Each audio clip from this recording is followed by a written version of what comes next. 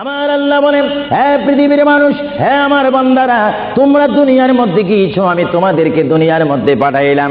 পাঠাইবার পরে আমি জানি তোমরা অনেক অন্যায় পথে যাবে, অনেক কাজ করবে, যে কাজগুলোর মধ্যে তোমাদের গুনাহ হয়ে যাবে।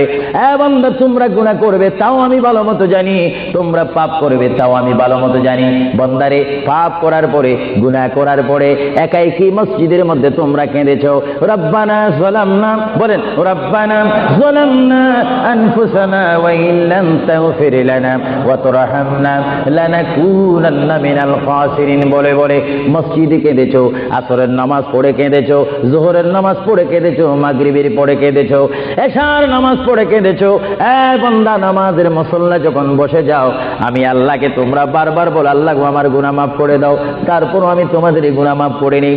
তারপরও তোমরা নিশি রাত্রে, মানুষ যখন ঘুমে যায়, তোমার বিবি যখন ঘুম যায়, তোমার ছেলে যখন ঘুম যায়, তুমি নিশি রাত্রে ঠান্ডা পানি দিয়ে ওযু বানিয়ে নামাজের মুসল্লায় বসে তুমি আবার যখন ডাক দাও, রব্বুল আলামিন, পৃথিবীর কোনো মানুষ আমার গুনাহ সম্পর্কে জানে না, তুমি আমার গুনাহ সম্পর্কে জানো। আমি এমন গুনাহ করেছি আমার বিবি জানে না, বিবি গুনাহ করেছে আমি জানি না। আল্লাহ, তুমি সব